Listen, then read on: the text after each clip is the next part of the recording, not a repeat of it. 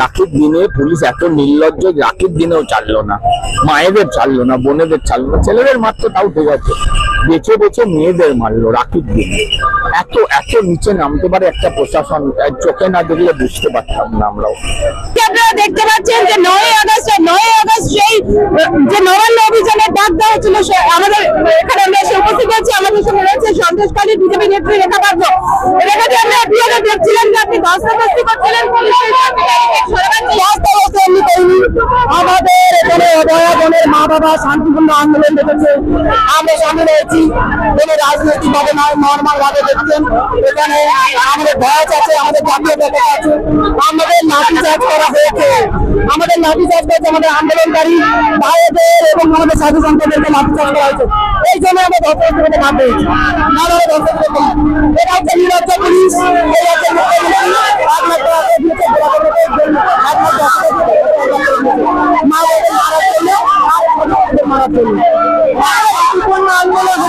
আজকে আমরা দেখলাম যে অভয়ের মা বাবা তাদেরকে পর্যন্ত আঘাত করলে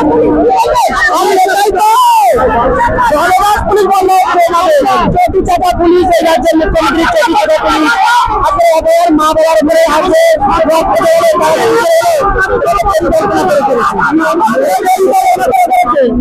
মুখ্যমন্ত্রী পরিকল্পনা করে অভয়ারকে আমরা অভয়ের বিচার দেবো, অভয়ার মা বাবাকে আমরা সরিয়ে দেবো। জীবন না সামান্য নয়, ওরা জীবন না করলে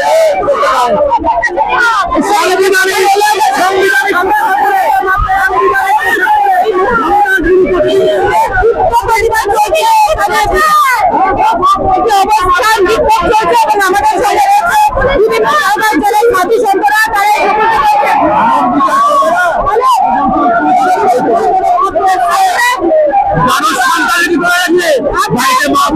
পুলিশের সাথে গন্ডগোল করছে।